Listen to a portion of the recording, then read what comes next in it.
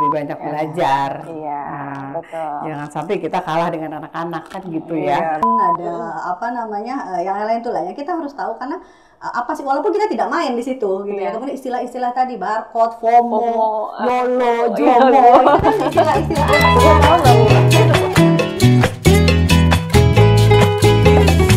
terkait nih Bu, misalnya nih anak mau pilihan anak terhadap sekolah nih Bu. Nah, kita kan perlu negosiasi juga. Mungkin keinginan orang tua mau di sekolah A, tetapi anak-anak mau di sekolah B. Kalau di sekolah kan kita bisa ini mapping talent ya Bu ya sekarang ya. Nah, kalau dari Ibu sendiri nih gimana nih kalau anak berbeda keinginan nih sama Ibu sendiri? Ya, kalau saya kadang saya bisa konsul ke psikolog ya. Bagaimana anak saya, kalau saya kepinginnya begini, anak kepinginnya di sini gitu. Kita konsul, kan kita mau yang terbaik untuk anak. Nah, apakah anak saya mampu saya bawa ke sini? Jangan menjadi beban untuk anak saat mereka udah masuk. Mereka mau mengikuti, kadang pingin nyenangin orang tua, tetapi di dalam mereka tidak mampu. Dan itu mereka jadi punya cara mereka sendiri untuk berontak ya. Ujung-ujung orang tua juga yang kewalahan. Ya kan ya Bu ya, banyak terjadi kayaknya ya itu ya. Ya sebenarnya dibilang salah juga enggak ya orang tua untuk karena setiap orang tua pasti punya harapan dan keinginan yang terbaik untuk anak-anaknya. Cuma perlu juga dipahami bahwa setiap anak juga punya kebutuhan, setiap anak juga punya apa namanya keinginannya juga, karena dia bukan miniaturnya kita, gitu ya. Anak itu bukan miniaturnya kita gitu, karena nanti dia akan hidup di zamannya sendiri gitu, yang mungkin akan berbeda dengan zaman orang tuanya gitu. Jadi yang pasti penting adalah pahami dulu kalau misalnya tadi untuk pemilihan sekolah, mungkin kita bisa lihat kemampuannya bisa nggak sih di sekolah itu, misalnya mau kita mau masukin ke sekolah unggulan atau sekolah mungkin pesantren yang tahfiz Quran misalnya, Pak dia mampu nggak untuk hafalan sebetulnya. Kemudian bakatnya di mana sih? Jangan-jangan dia tidak punya bakat di hafalan, tapi dia lebih punya bakat misalnya di mekanik misalnya. Dia dimasukin ke hafalan dia stres anaknya, kayak gitu. Akhirnya itulah tadi muncul yang tadi apa yang sekarang fenomena mungkin anaknya stres sampai depresi. Bahkan jangan salah sekarang banyak sekali anak-anak yang sudah fenomenanya self harm ya Kak ya. Self harm itu nyakitin diri. Kalau bahasa anak sekarang barcode ya. Barcode itu banyak sekali gitu kan. Barcode ya. Iya barcode. Jadi kemarin itu ada yang ya yang masuk kasus-kasus jadi ini kan yang udah pakai jarum peniti. Udah mulai gitu. Jadi itu kan juga sudah mulai remaja sudah mulai ke arah sana gitu, bahwa kalau misalnya ada masalah itu ya saya menyelesaikannya dengan cara ini gitu. Nah itu kan karena tadi mungkin tidak keinginannya, kebutuhannya itu tidak terfasilitasi oleh orang tuanya gitu, tidak terakomodir nih sama orang tuanya. Orang tuanya oh ya udah pokoknya kamu masuk A, hafalannya harus sekian juz misalnya gitu ya, atau kamu harus ikut olimpiade bla bla bla, tapi sebenarnya anaknya tidak mampu di situ. Ini yang pertama paling penting adalah pahami dulu nih kemampuan anak, potensi anaknya di mana, karena setiap anak itu potensinya nggak sama. Even itu anak kembar ya Bu. Benar. Kembar berbeda juga ya Bu. Oh sangat berbeda ya. Yang satunya suka baking kayak mama, yang satunya enggak mungkin kan. Itu juga jadi dilema sih buat saya gitu.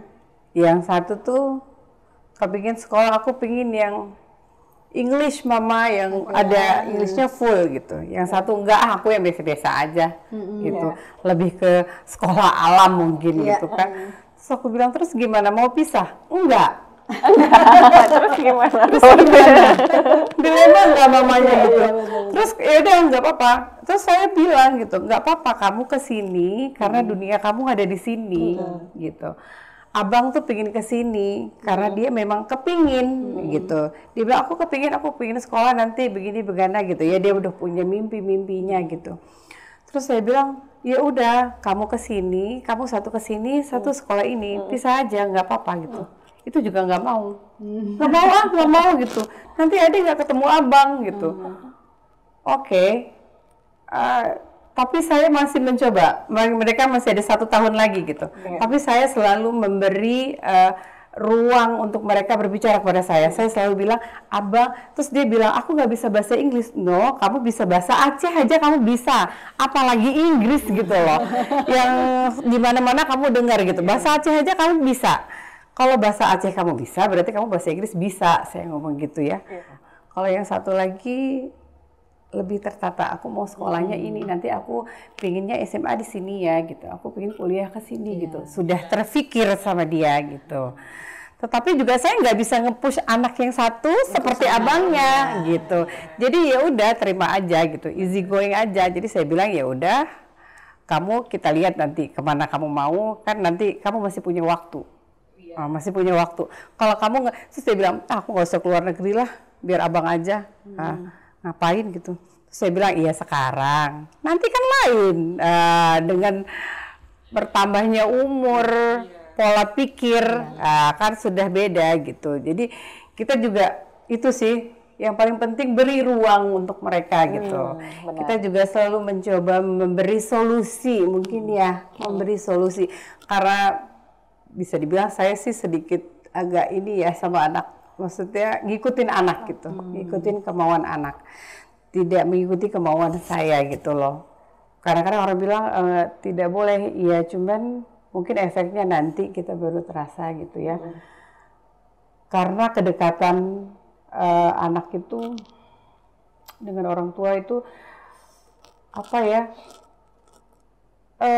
Itu yang paling penting ya di rumah. Jadi jangan dia buat temen jadi sahabat, tetapi kita jadi sahabat mereka gitu. Dia bisa bercerita. Kalau sama temen seberapa sih ya Bu ya, banyak pengalaman-pengalaman mungkin yang udah kita pernah jalanin gitu ya. Jadi kembali lagi, dan mungkin kayak kesehatan mental itu kalau untuk masyarakat yang butuh psikolog, yang tidak mau, sebenarnya pemerintah Aceh itu telah ada ruang, memberi ruang konsultasi psikolog di DP3A. Itu namanya Puspaga, Pusat Pelayanan Pencegahan. Jadi mungkin orang tua yang punya masalah dengan anak, jangan malu lagi ya ke psikolog untuk konsultasi. Karena dulu kan itu pemikiran stigma-nya itu ke psikolog, emang aku gila, kan gitu ya, emang aku gila, emang aku kenapa dibawa ke psikolog gitu. Ya itu harus kita hidupkan kembali. Maksudnya kita mungkin di sini kita bisa bilang untuk kepada masyarakat, psikolog itu membantu, mungkin membantu ya, membantu memfasilitasi. Mungkin ada orang tua dengan anak yang tidak ada titik temu, gitu. Mungkin dikasih solusi-solusi ya Bu Dokter. Iya benar ya. Jadi kan semua juga bisa memfasilitasi, memediasi mungkin ya, kalau misalnya ada keinginan anak dan orang tua yang mungkin tidak sama ya kan? Gitu ya. Karena kan anak sekarang tuh bukan hanya barcode tuh Bu. Jadi kan kadang bilang sedikit-sedikit bilangnya mental breakdown. Iya kan, seneng gitu. Jadi anak SD aja tuh udah gitu Bu. Istilah-istilah itu kan. Jadi kita juga orang tua harus belajar, harus tahu istilah-istilah itu. Jadi kadang saya suka ngomong, apa sih dia ngomong gitu. Saya suka Google gitu ya, diam-diam gitu ya. Maksudnya kadang suka kayak barcode tadi tuh. Kan saya pertama barcode apa? Barcode itu tuh dia barcode. Rupanya gitu. Gitu. Kan kita nggak mikir sampai segitunya anak-anak kecil tahu untuk menyakiti diri sendiri gitu. Kayaknya kita aja nggak terpikir, gitu. Benar. Jadi kan kita berpikir, anak-anak nggak mungkin gitu loh. Tapi kembali lagi dengan zamannya digital, kita harus lebih banyak belajar. Betul. Jangan sampai kita kalah dengan anak-anak kan gitu ya. Betul. Benar ya. Benar. Sepakat tuh Kak Gita. Jadi karena sekarang kita di era digital, jadi pengasuhan itu memang harus disesuaikan dengan eranya. Artinya apa? Jadi sebagai orang tua itu kita nggak boleh yang istilahnya gaptek ya, teknologi. Iya, nggak ada cerita ya. Jadi artinya kita harus tahu juga anaknya ini lagi, misalnya anaknya lagi hobinya apa sih, lagi main games. Sekarang ada Mobile Legends, ada yang lain tuh lah ya. Kita harus tahu karena apa sih, walaupun kita tidak main di situ gitu ya. Kemudian istilah-istilah tadi barcode, FOMO, YOLO, JOMO, itu kan istilah-istilah anak sekarang. Tahu nggak Bu? itu istilah anak sekarang. Kalau misalnya orang tuanya sendiri tidak, karena ini segini, karena mungkin yang sekarang jadi paradigmanya anak orang tua gapnya tadi adalah orang tua merasa bahwa ini beda generasi. Jadi mohon maaf, jadi saya nggak perlu tahu nih generasi sekarang. Aduh, mama nggak bisa tuh, mama nggak bisa gitu ya. Mungkin dari segi teknologi aja, mamahnya pasti pakai handphone yang tatitut, anaknya udah canggih gitu ya. Anaknya udah pakai iPhone 13, mamanya masih tatitut gitu. Artinya untuk membuka Instagram aja mungkin ibunya tidak tahu misalnya. Padahal anaknya Instagramnya udah kemana-mana gitu. Nah, bayangkan kalau orang tuanya juga tidak paham teknologi, akhirnya tidak bisa mengontrol anak maju terus ya. Terus ibunya masih di belakang, akhirnya tidak bisa mengontrol itu. Gitu kan salah satu fungsinya itu adalah untuk mengontrol. Kemudian yang kedua adalah untuk menjalin kedekatan. Artinya kalau mungkin gini, kalau kita balik ke kita remaja dulu, kalau misalnya kita waktu saat remaja itu kita lebih senang ngobrol sama orang sefrekuensi. Ya bahasa anak sekarang sefrekuensi. Jadi kalau misalnya orang tuanya bisa sefrekuensi sama anak, itu pasti akan lebih mudah untuk attachment tadi, kelekatan. Jadi, mama gue gaul ya, gitu. Mama gue tahu ya tentang BTS, mama gue tahu ya tentang ini. Akhirnya kan dia ngerasa kayak saya ngobrol sama temen akhirnya dia lebih milih, mendingan saya ngobrol sama orang tua saya gitu ya. Daripada misalnya saya ngobrol sama karena sama nih satu frekuensi gitu kan. Tapi yang terjadi kan kadang-kadang orang tua apa sih dikit-dikit BTS juga gitu. Akhirnya udah beda generasi, akhirnya bikin gap itu. Bikin gap itu antara orang tua dan anak. Jadi penting sekali sebenarnya orang tua itu harus tahu teknologi itu, perkembangan yang lagi viral itu apa sih sekarang? Iya benar, harus diikutin ya gitu. Kayak saya pertama tuh waktu saya sampai Jakarta, apa film yang sekarang yang katanya 7 juta, 8 juta penonton, agak lain ketika itu. Terus aku bingung, apa sih agak lain? Kamu ngomong agak lain apa? Setiap hari agak lain gitu. Betul. Film loh masa sih nggak tahu? Oh iya film apa gitu. Itu udah 8 juta penontonnya. Udah 8 juta penontonnya. Oke gitu. Jadi emang harus mengikuti zaman. Karena teknologi nggak mungkin kita cut, nggak mungkin kita bilang sama anak kamu nggak boleh nonton teknologi. Jadi dia juga gaptek ketemu temen-temennya yang semua serba teknologi. Anak kita nggak tahu apa-apa, jadinya itu juga bahaya ya.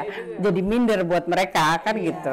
Tapi memang ya, maksudnya dari agak lain. Habis itu sekarang ini ya Taylor Swift ya, yang lagi ini yang kita kadang-kadang juga nggak paham ini lagunya apa, pesannya apa gitu ya. Tapi memang berarti banyak sekali tantangan. Tapi udah dijawab juga tadi sama Ibu Ana, apa sih yang harus kita lakukan gitu ya.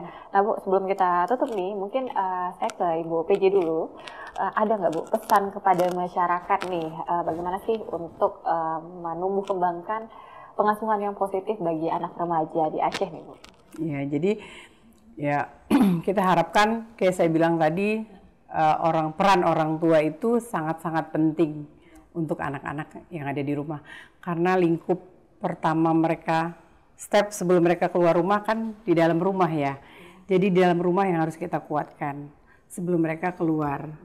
Jadi kalau mereka sudah istilahnya mateng di dalam, mereka bisa keluar dengan beradaptasinya lebih gampang gitu ya. Jadi mungkin harus mengikuti zaman dan teknologi yang ada pada saat ini gitu. Nggak mungkin juga gitu ya, kayak Ibu tadi bilang, tidak mungkin mengikuti pola asuh yang kita dapeti dulu gitu dari orang tua kita. Bukannya nggak benar, tetapi eranya yang sudah berbeda gitu. Kalau dulu kita nggak, handphone aja nggak tahu gitu ya, megang aja nggak bisa. Kenapa anak sekarang teknologinya canggih sekali gitu? Itu udah saatnya gitu. Kadang saya berpikir jangan kasih handphone, jangan kasih ruang teknologi gitu.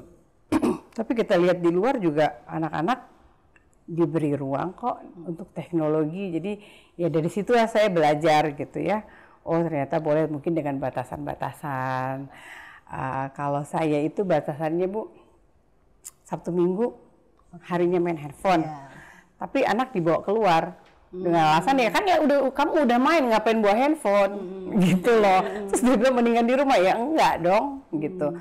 Kamu minta waktu mama papa misalnya hanya makan siang gitu, atau main kemana gitu.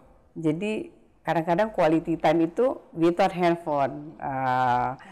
Tapi orang tua juga harus meminimalis gitu. Nanti anaknya anak sekarang kan kritikal langsung ngomong itu mama boleh. Tetap orang kan nggak mau juga kita. Iya benar, iya. Tapi Gitu. tanggung jawabnya besar ya. Jadi Bu Peji hari ini nggak cuma anak di rumah, tapi juga anak seluruh Aceh ya Bu ya. Hari tanggung jawabnya lebih besar. Jadi mungkin dari Bu Hana dulu deh.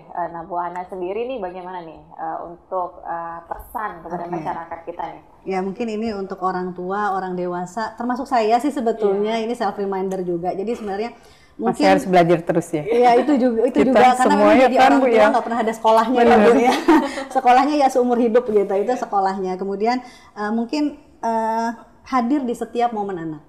Momen-momen penting anak, artinya bukan hanya momen penting itu momen yang bahagia aja, mungkin ulang tahun, tapi momen-momen di mana ketika anak mengalami kegagalan, ketika mengalami anak kesusahan, itulah momen, di situ momen gitu. Jadi kalau bisa setiap orang tua itu hadir di setiap momen-momen penting anak itu, baik itu susah, baik pun itu suka, itu di situ ada. Kenapa?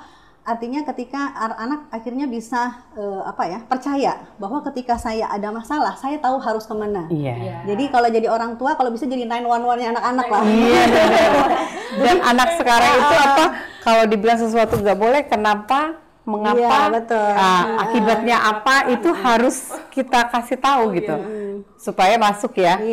Kalau bisa jangan akhirnya kalau ada masalah dia larinya ke handphone misalnya. Kalau dia lagi senang larinya ke handphone, kalau dia lagi ada galau larinya ke handphone. Jadi balikin lagi nih bagaimana orang tua bisa menjadi 911-nya anak-anak gitu. Kalau ada masalah akhirnya dia larinya ke orang tua. Mungkin itu ya. Berarti Ibu udah siap jadi 911-nya anak-anak. Insya Allah mungkin nanti kita coba hidupkan kembali kayak remaja masjid untuk anak-anak remaja.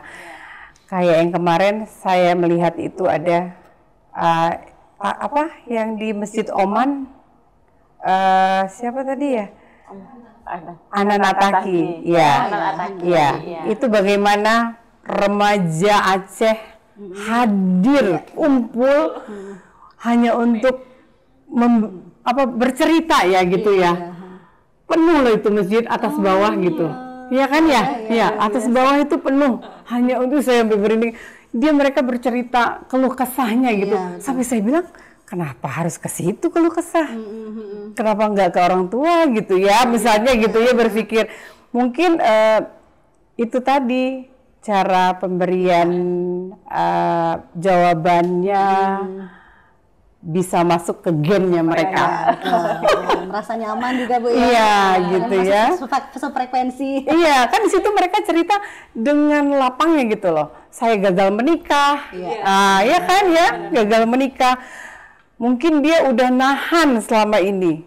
Tapi dengan adanya ruang-ruang seperti itu tuh membuat remaja kita mau bercerita gitu ya.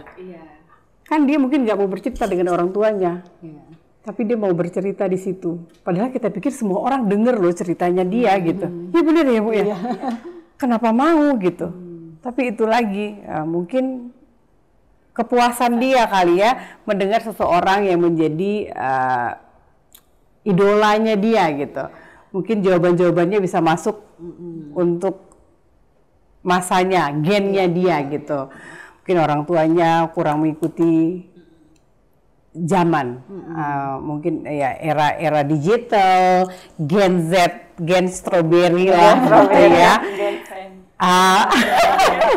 Kan banyak sekarang ya gitu. Mungkin kan tidak semua orang tua ya, apalagi mungkin yang di daerah masih mungkin anaknya kuliah ke sini, sedangkan anak sudah punya pola pikir yang berbeda dengan backgroundnya, jadi mungkin dia bilang, oh ini nggak mungkin aku cerita ke orang tua aku, begitu ada ruang ini kan mereka senang ya. Jadi saya pikir remaja masjid ini bisa mulai kita hidupkan kembali dengan program-program yang asik. Menarik, istilahnya, yang bisa mengikuti zaman.